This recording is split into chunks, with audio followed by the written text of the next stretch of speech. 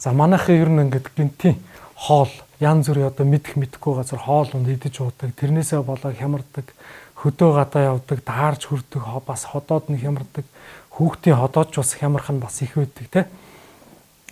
За тэгээ зарим хүмүүс бол ходоод нь цанхаагаал хоол нь шингээж чадахгүй ходоодоор нь хатгуулаад яваад байна гэл янз бүрийн зовөр илэрдэг. Достой хоолны дараа гүйлэгдэг, суулгадаг ийм нөхцөл байдлууд айл ерөнхийдөө хүн бүртээ илэрдэг шүү дээ.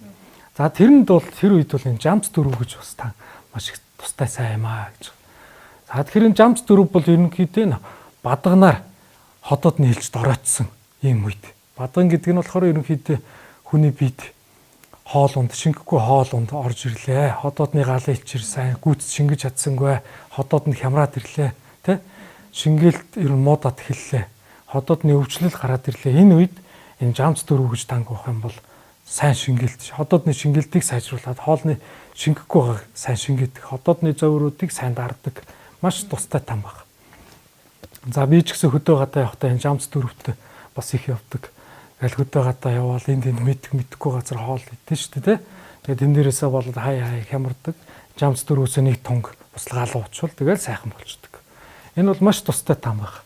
Тэгэхээр айл болгонд энэ жамц дөрөв гэдэг там бол байх юм бол бас их хэрэгтэй. За тэгэхээр энэ ходоодны илч доройтсон идэ им шингэхгүй байгаа. За бадган борын өвчин, бадганаар бөөлжих, суулгах, хихрүүлэх, дотрын хүүтэн өвчин гэдэг энэ өвчнүүдэд бол энэ жамц дөрөв гэдэг там бол сайн юм аа. За тэгэхээр энэ танг бас гэртээ байлгуулах зүгээрээ.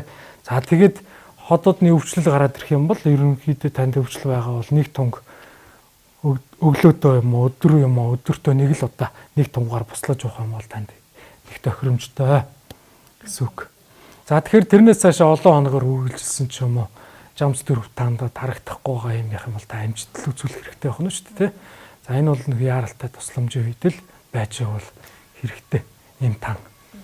Там маань бас одоо ийм учраас зөв зохистой хэрэглээ гэж бас байх байхаа тий. Тэгэхээр энэ зөвлөд байгаа нэг том бол ерөнхийдөө том хүмүүст бол ерөнхийдөө анхан шатнд бол яг л тохирж байгаа том байхгүй. Энээс илүү олон тунгаар бол хэрэглээд хэрэггүй нэг өдөртөө.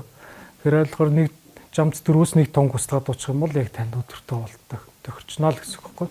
Ер нь ийм тангуудыг хоолны өмнө орой хоолтой зэрэгцүүлэн за уламжлалт тангаа ухаанд бас одоо тангуудыг сая хэлсэнчлэн буцалган шүлөөр даруулна эдгэргээ бас олон төрөл байдаг штэ.